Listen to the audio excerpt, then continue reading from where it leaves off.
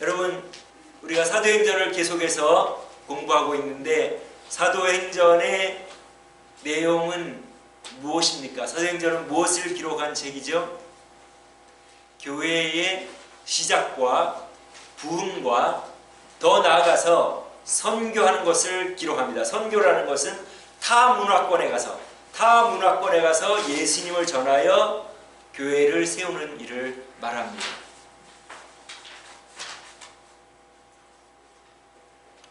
교회가 시작되는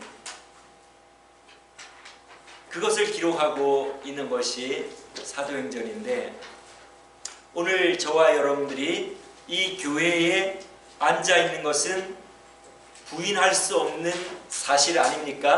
그죠? 우리가 전부 이 교회 안에 있죠. 그러면 이 교회가 어떻게 시작되었는가?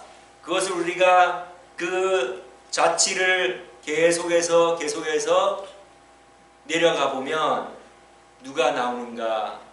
예수님의 제자들이 예수님을 전하여 처음 교회가 형성된 예루살렘 교회가 나옵니다.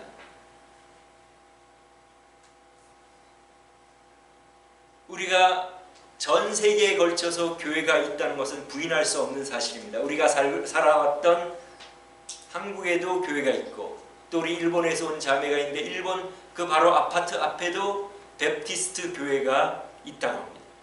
제가 우크라이나에 다녀왔는데 거기에도 교회들이 마을마다 세워져 있습니다. 그리고 우리가 선교를 돕는 아프리카 우간다에도 교회가 있고, 교회가 있는 것은 부인할 수 없는 사실이며, 그 교회를 내려가 어떻게 교회가 이루어졌나 살펴보면 저는 우리 아버지로부터 전도를 받고 예수님을 믿게 된 것이고, 또 우리 아버지는 호주 선교사님을 통하여 예수님을 믿게 됐고, 그 호주 선교사님은 아마 또 영국 선교사님을 통하여, 영국 사람들을 통하여 호주 사람들이 또 예수님을 글로 이민을 가지 않았습니까? 어쨌든 우리가 거슬러 올라가 보면 그 출발점이 있지 않겠습니까? 그 출발점은 바로 예수님의 제자들이 예수님을 전하여 세운 교회. 근데 그 예수님의 제자들은 사실은 목숨을 아까워하는 사람들이었습니다. 예수님이 십자가에 돌아가시자 그들은 모두 도망을 갔습니다. 걸음만 날 살려라 다 도망을 가죠. 예수를 죽이니 우리도 죽지 않을까 하고 도망을 갔는데, 그 사람들은 18, 19, 예수님의 제자들은 나이 많은 사람들이 아닙니다. 티네이저예요. 18, 19. 베드로만 장가를 갔기 때문에 아마 한 24, 5 되지 않았을까. 그렇기 때문에 항상 베드로가 그 제자들의 형님격이 되어서 항상 대표적으로 말을 하지 않습니까? 여러분, 18, 19 얼마나 살고 싶은 나이입니까? 그러나 그들이 처음에는 예수님이 죽으실 때는 다 도망을 갔다가 다시 뭉쳐서 예수님을 전하여 옥에도 갇히고, 그 다음에 칼에 목을 베임을 당하고 죽고 맙니다. 처음에는 그들의 목숨을 부지하기 위하여 도망갔던 그들이 나중에는 자기의 목숨을 바쳐서 예수님을 전하여 오늘날 이 교회가 시작된 거예요. 만약에 예수님이, 근데 그들이 그렇게 할 수 있었던 이유는 예수님의 부활을 그들이 목격하고, 예수님이 하늘나라로 올라가는 것을 그들이 목격하고, 예수님은 하나님의 아들이시고 하나님이 하늘에 계시고 우리가 이 세상을 떠나면 천국에 가는구나 하는 것을 믿은 이유로 그들이 예수님을 전하게 된 것입니다.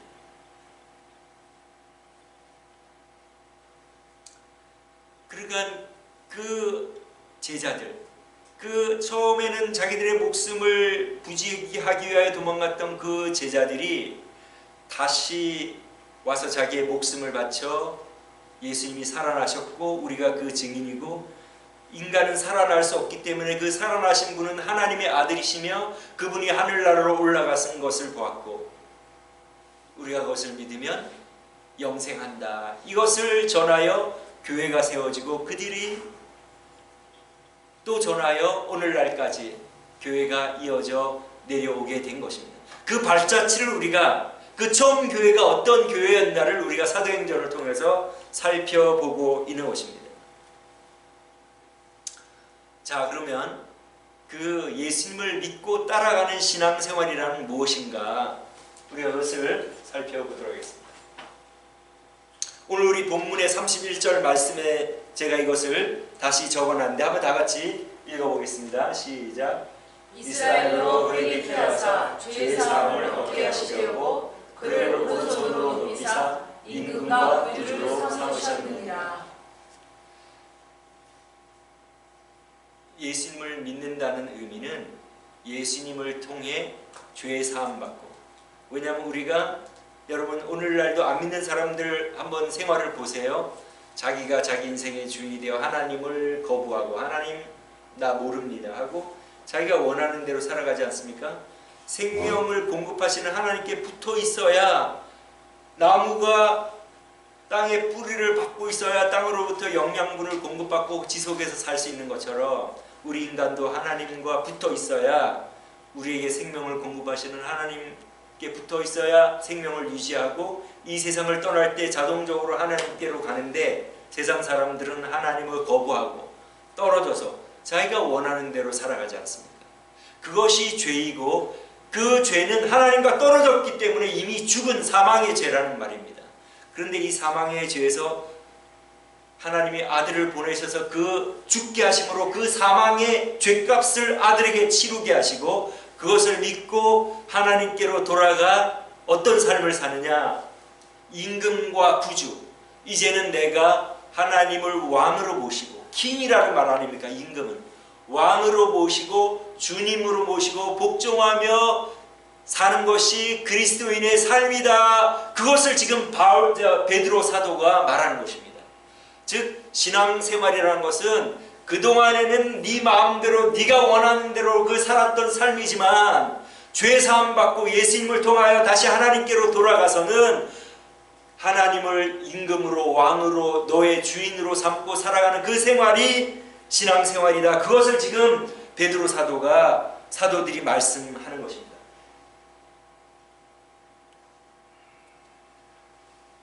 지금 사도들이 말할 때마다 뭘 말하는가 우리 한번 다시 읽어볼까요? 시작. 그런즉 이스라엘 온 집이 정령할지니 너희가 십자가에 못 박은 이 예수를 하나님이 주와 그리스도가 되게 하셨느니라. 그러니까 이거를 전한 거예요. 그러니까 예수 믿는다는 의미는 주와 그리스도라는 것은 기름 부음 받은 자다. 이스라엘에서 기름 부음을 받는 자는 왕으로 취임할 때에 그 취임식 때 기름을 부음을 받습니다. 그리스도라는 말은 기름 부음 받은 자, 왕이라는 말입니다. 그러니까 주와 그리스도, 주인과 왕으로 너희들이 예수님을 모셔야 된다, 그 말입니다. 우리 그 밑에 또 보도록 하겠습니다. 이것은 저 2장 36절은 처음 그들이 방언을 하고 다른 언어로 말할 때 사람들이 몰려왔을 때에 베드로가 설교할 때 한 말씀이고, 자 사도행전 4장 26절 시작. 세상에 그나물이 나서며 하나님이 함께 모여 그 그리스도를 대적하도, 주와 그 그리스도를 대적하도다 하신 이로소이다. 여기서도 주와 그리스도죠. 이것은 베드로가 태어나면서 다리를 못 쓰는 다리 불구자를 고친 후에 사람들이 늘 보던 그 사람이 고침을 받아서 신기해서 몰려 나왔을 때 설교한 내용입니다. 즉 예수님을 너희들이 주와 그리스도, 왕으로 모셔야 된다. 그것이 신앙생활이다. 너의 주인은 따로 있다. 그 말을 하는 것입니다. 자, 그 다음에 사도행전 17장 7절 시작. 이 사람들이 다 가이사의 명을 거역하여 말하되 다른 임금 곧 예수라 하는 이가 있다 하더이다. 이건 뭐냐면 데살로니가에서 바울 사도가 전도할 때에 그 유대인의 지도자들이 시기해가지고 깡패들을 모아가지고 막 핍박을 하면서 그 예수 믿는 사람들을 잡아가지고 그 데살로니가의 통치자에게 지금 고발하는 내용입니다. 즉 그 바울 사도가 뭘 가르쳤냐면 다른 임금 곧 예수를 하는 이가 있다. 즉 우리에게는 다른 임금, 우리가 섬겨할 왕이 있다. 그걸 가르쳤다는 말입니다. 그러니까 예수 믿는다는 말은 지금까지는 내 마음대로 살았던 삶에서 돌이켜서 하나님을 내 인생의 왕으로, 옛날 시대의 왕은 절대적으로 복종해야 될 그러한 대상 아닙니까? 그 다음에 옛날에 노비가 있고 노예가 있던 시대에 그 자기의 주인에게 절대적으로 복종하며 순종해야 되는 것이 바로 주인과 노예의 관계입니다. 마찬가지로 신앙생활이라는 것은, 교회의 생활이라는 것은 내가 주인된 삶에서 돌이켜서, 지금까지는 내 마음대로 살았지만 이제는 나를 만드신 그 주인의 뜻에 합당하게 그 주님을 따라서 사는 것이 바로 내 삶의 본분이다 하는 것을 믿는 것이 신앙생활이고, 그렇게 살아가는 것이 신앙생활입니다. 자, 그래서 이제 그 교회가 그렇게 믿기로 작정한 사람들이 교회를 이루고 교회가 부흥됩니다. 교회가 시작되는 것은 어떻게 시작됐는지 잘 아시죠? 오순절날, 오순절이라는 것은 6월절로부터 50일째가 되는 날인데, 6월절은 이스라엘 백성들이 애굽의 노예로 있다가 해방된 날을 기념하는 그 6월절 이후에 50일째 되는 날이 오순절인데, 그 오순절날 한 번도 해외에 유학을 가보지 못한 예수님의 제자들, 사도들이 각 다른 나라의 언어로 말을 하니까 그 오순절을 지키려고 왔던 세계 각곳에서 온 사람들이 자기가 온 곳에 그 말을 하니까 신기해서 몰려왔을 때에 베드로가 설교하여 예수님을 믿기로 작정한 사람들이 3,000명이 됐고, 그것이 최초의 교회를 이룹니다. 그리고 두 번째로 교회가 폭발적으로 성장하는 것은 나면서부터 다리를 쓰지 못하는 불구자를 베드로가 고친 후에, 그것도 신기해서 사람들이 몰려왔을 때에 베드로가 설교해서 남자만 5,000명이 예수님을 믿게 됐습니다.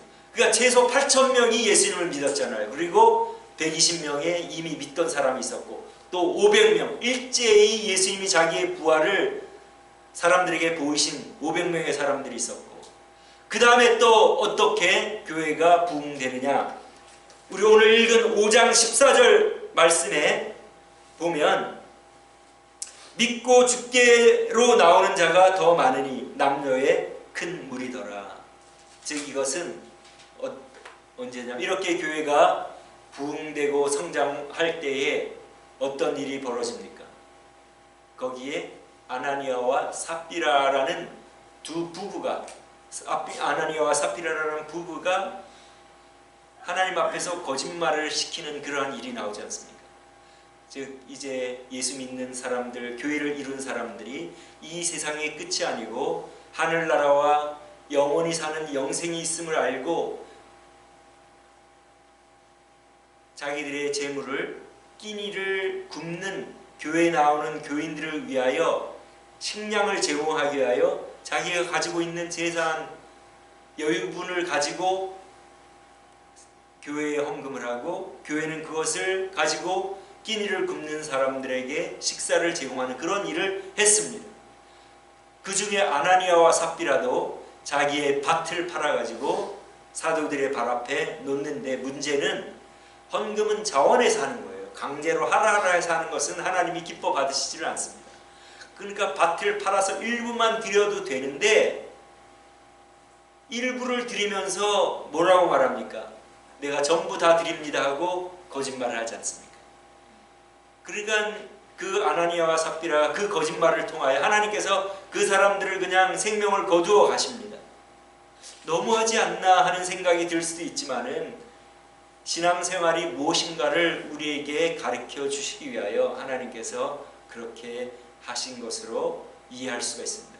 왜냐하면 자신들이 일부만 드리면서 전부 바친다고 하는 것은 자기가 사람들에게 주목을 받고 영광을 받고 내가 얼마나 괜찮은 사람인가를 과시하고 내 영광을 구하기 때문에, 신앙생활은 그런 것이 아니라는 것을 하나님께서 가르쳐 주시기 위하여 이 사건을 기록해 놓으시고 아나니아와 삽비라를 다루시는 것을 볼 수가 있습니다. 왜냐? 하나님께서 우리를 창조하신 목적을 알면 우리가 신앙생활을 잘 할 수가 있습니다.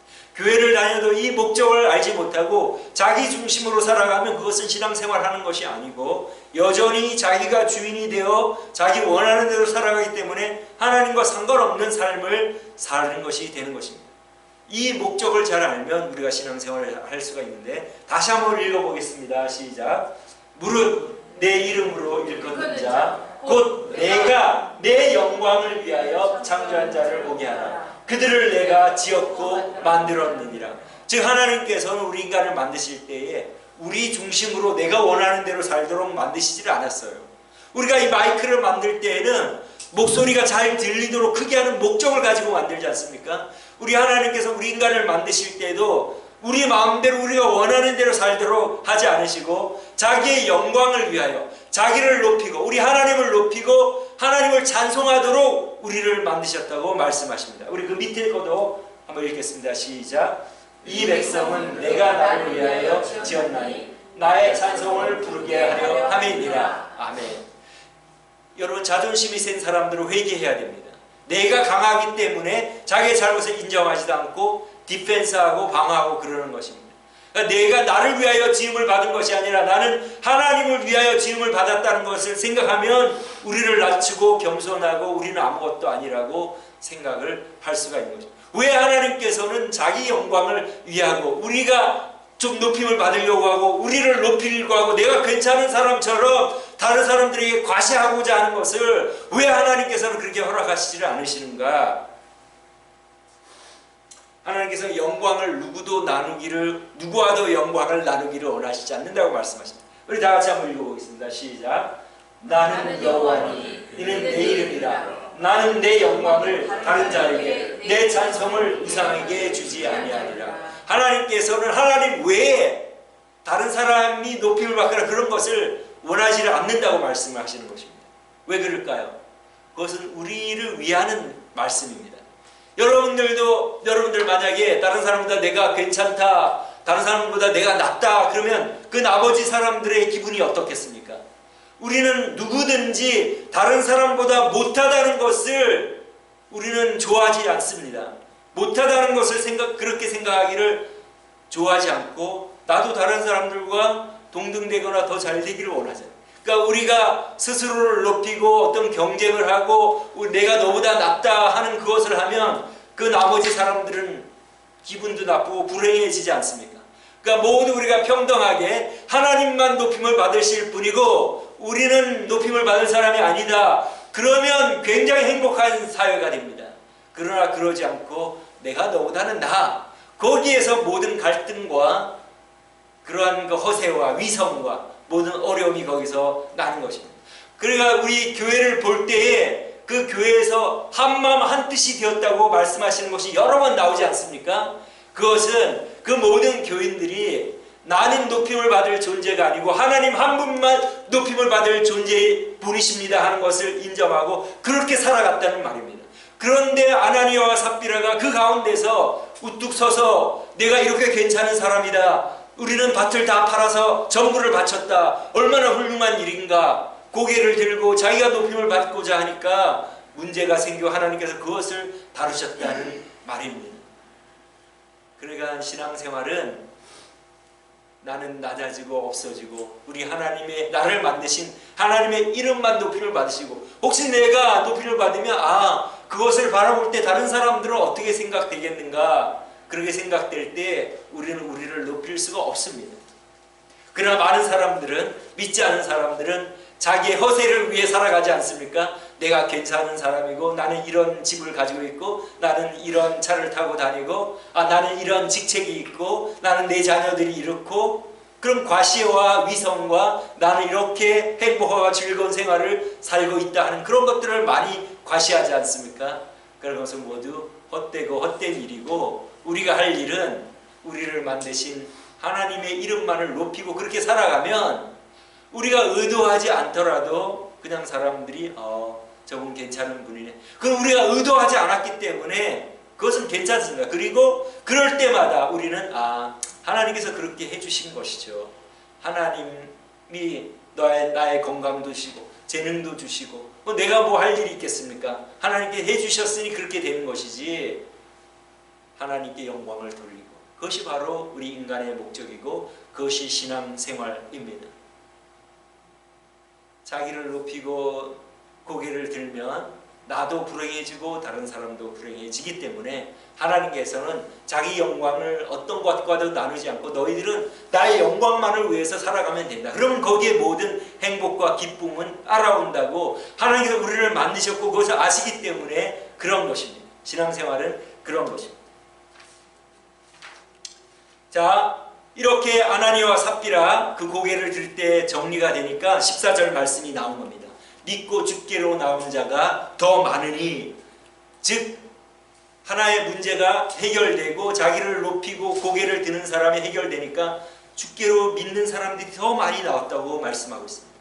즉 하나님께서는 어떤 교회를 원하시는가를 잘 알 수가 있는 것이죠. 즉 자기를 낮추고 겸손히 하나님의 이름만을 높이면 그 교회를 하나님이 원하시기 때문에 그런 교회는 하나님께서 사람들을 보내어 주셔서 이렇게 신앙생활을 해라. 지금 이 교회가 이렇게 교회의 신앙생활을 하지 않느냐. 자기는 낮추고 자기는 없는 사람처럼 생각하고 하나님만 이름만 높이고 하나님께 순종하며 나가는 그 교회를 너희들이 그 교회를 하나님께서 참 교회로 여겨주시고 사람들을 보내어 주신다는 말입니다. 그러니까 우리가 교회 부흥 무슨 기업적으로 교회가 부흥되고 그런 것이 아니라 우리가 참되게 신앙생활하면 하나님 그 교회를 참교회로 여겨주시기 때문에 믿고자 하는 사람, 하나님을 믿고자 하는 그 사람들이 결심하고 하나님을 믿고자 할 때에 참된 교회로 인도를 해주신다는 말입니다. 그러니까 우리가 할 일은 하나님의 말씀을 따라 우리를 죽이고 우리를 낮추고 하나님의 이름만을 높이고 하나님께 영광을 돌리고 하나님께 순종하고 복종하고 하나님을 사랑하고 이웃을 사랑하고 이것을 행하며 하나님께 순종 복종하면 하나님이 원하시는 교회가 되어서 믿지 않는 사람들을 그들이 믿고자 할 때에 그들이 우리 교회로 인도해 주실 테니까 우리가 할 일은 그저 순종하고 복종하고 하나님의 말씀에 전적으로 순종하는 삶이 우리의 본분인 줄 믿습니다. 아멘. 자, 이렇게 교회가 부흥되자 어떤 일이 일어났습니까? 오늘 우리 읽은 본문대로 또 종교 지도자들이 사도들을 감옥에 감금을 시키는 것을 우리가 오늘 읽었지 않습니까? 그죠? 왜 감금을 시켰습니까? 이들이 예수님의 제자들, 사도들이라고 말할 때는 예수님의 12제자를 말하는 것입니다. 사도들을 왜 감금했느냐? 뭐 때문에 감금했죠? 잠깐만요. 자, 뭐 때문에 감금했습니까? 한번 다 같이 읽어보겠습니다. 시작. 대제사장과 그에 함께 있는 사람 즉 사도들에게 당파가 다 마음에 시기가 가득하여 일어나서 사도들을 잡아다가 옥에 가두었더니. 시기 때문에 그런 거예요. 그 제사장들은 자기들이 백성들을 대신하여 제사를 드릴 때에 제사장님 감사합니다 하고 그들에게 머리를 조아리고 감사하고 자기들이 영광을 받아야 되는데 이 사도들의 가르침을 받아 지금 10,000명 이상의 교회를 이루고 있으니까 굉장히 시기가 난 거예요. 그래서 시기로 그들을 잡아 넣은 겁니다. 자, 그 다음 예수님을 이들이 또한 처형한 이유가 무엇입니까? 우리 한번 읽어볼까요? 시작. 새벽에 모든 대제사장과 백성의 장로들이 예수를 죽이려고 함께 의논하고 결박하여 끌고 가서 총독 빌라도에게 넘겨주니라. 이는 저가 그들의 시기로 예수를 넘겨준 줄 알미러라. 마찬가지예요. 시기. 갈릴리의 무명, 그들의 제도 학교에, 그 유대인들이 운영하는 제도권 학교에 가본 적이 없는 무명의 예수님을 백성들이 추종하고 호산나 호산나고 추앙을 하니까 시기가 나서 예수님을 처형을 한 것입니다. 자기들이 어텐션을 받고 자기들이 주목을 받고 자기들이 사람들로부터 칭찬과 존경을 받아야 되는데 예수님이 사람들을 몰고 다니니 그들은 시기가 났던 것입니다. 무엇입니까? 그들은 하나님을 섬기는 것처럼 보였지만 자기 자신을 섬긴 사람들입니다. 그러니까 시기가 난 거예요. 우리 그리스도인에게는 시기라는 것은 없습니다. 하나님께만 영광을 돌리면 되는 거지, 나는 낮아지고 없어지고 나는 종인데 무슨 존경과 높임을 받을 자격이 있는가, 그런 자세를 가지고 살아가는 것이 우리 그리스도인이기 때문에 시기라는 단어는 있을 수가 없습니다. 즉 그 종교 지도자들은 하나님을 섬기는 것처럼 보였지만 결국은 하나님을 섬긴 것이 아니라 자기가 주인이 되어 자기를 섬긴 사람들임을 보여주는 것입니다. 그러니까 신앙생활이 무엇인가를 확실히 우리가 알잖아요. 하나님을 대적하고 예수님을 대적하는 사람들은 자기 인생의 주인이 되어 자기 영광을 구하는 사람들이 하나님을 대적한 사람들 아닙니까? 그 사람들은 하나님을 안 믿는 사람들 아닙니까? 반대로 하나님을 왕으로 자기는 종으로 생각하고 전적으로 따르는 사람들이 하나님의 백성이고 교회를 이루며 참 교회라는 것을 하나님께서는 사도행전을 통하여 보여주시고 아나니아와 삽비라의 사건을 통하여 보여주시지 않습니까? 그러니까 믿음 생활이란 우리가 지난번에도 살펴봤듯이, 우리 한번 타이틀 먼저 읽어보겠습니다. 시작. 믿음이란 내가 하나님의 종이라는 자세를 갖는 것. 다 같이 읽겠습니다. 사도들이 주께 여짜오되 우리에게 믿음을 더하소서. 이거 믿음을 더하소서라고 요청하죠. 우리 예수님은 뭐라고 말하십니까? 너희 중에 종이 있어 밭에서 돌아오면 저더러 곧 와 앉아서 먹으라 할 자가 있느냐. 도리어 저더러 내 먹을 것을 얘기하고 띠를 띠고 나의 먹고 마시는 동안에 수종 들고 너는 그 후에 먹고 마시라 하지 아니하겠냐.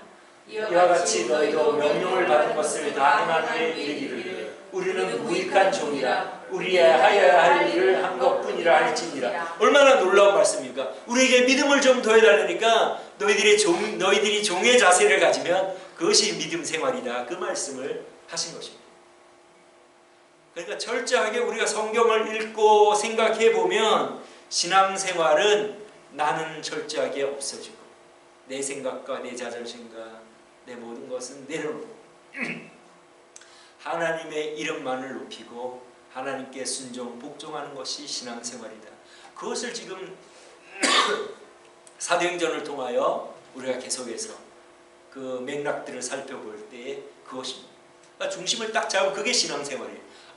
하나님의 영광을 위하여 나는 지어진 존재, 나는 고개를 들거나 나를 과시하거나 나를 높여서는 안 되는 존재, 그 높임을 받을 분은 오직 하나님 한 분밖에는 안 계시며 나는 종으로, 나는 무익하며 나는 하나님을 이름을 높이고 그분의 말씀을 순종하는 것인데, 그분의 말씀을 순종하면 불행하고 속박을 받느냐? 아니죠. 하나님을 사랑하고 하나님께 붙어 있어야 영생을 얻으니까 하나님을 사랑하고 다른 나에게 허락하신 사람들을 사랑하면 우리가 얼마나 마음이 벅차오르고 기쁘고 궁극적인 만족을 가집니까? 그러나 우리 주변에 있는 사람들과 다툼과 반목과 미움과 질시를 하고 살아가면 우리가 얼마나 마음에 상처와 아픔을 느낍니까? 그러니까 그것을 생각할 때 우리를 지으신 하나님은 얼마나 위대하시고, 우리가 행복할 때 하나님은 영광을 받으시고 우리가 순종함으로 하나님께 영광을 돌리고 우리는 극도의 궁극적인 만족과 기쁨을 누리면서 살아간다는 것이 바로 이것이 신앙생활, 우리 하나님이 원하시는 신앙생활입니다. 그래서 오늘 교회가 성장할 때에 유대 지도자들이 시기하여 또 강금을 하는 것은, 그 시기라는 말은 자기가 중심이 되었다는 말입니다. 자기가 주인이 되어서 살아가는 그런 삶을 살기 때문에 다른 사람을 공격도 하고 시기도 하고 배도 아프고, 우리는 그런 사람이 아니고 나는 낮아지고 없어지고, 그렇기 때문에 내 자신도 종이고 하나님은 나의 주인이시다. 내 자녀들도 하나님께 맡기고 우리가 관심 쓸 것은 주인이신 그 하나님을 잘 섬기느냐 섬기지 않느냐, 그것만을 관심을 가지고 기도하고 그들을 지도하고 양육하면 그 모든 것은 다 잘되게 되어 있는 것입니다. 그래서 다시 한번 오늘 이 말씀을 통하여 신앙생활은 나를 죽이고 나를 없애고 하나님의 이름만이 높임을 받으시는 것인데, 유대 지도자들은 자기들을 높임으로 하나님의 아들이 오셨을 때 십자가에 못 박고 하나님을 반대하는, 그리고 제자 사도들을 반대하는 그러한 모습을 보여주는 것이 얼마나 대조적입니까? 그래서 하나님의 영광을 위하여 지음받는 우리는 낮추고 하나님의 이름만 높임을 받으시기를 우리를 쳐서 복종시킨 그러한 참된 신앙생활을 하다가 우리 하나님 나라로 옮김받는 우리 모두가 되시기를 주님의 이름으로 축원합니다. 아멘. 미역장. 우리 시간에 한번 기도 드리겠습니다.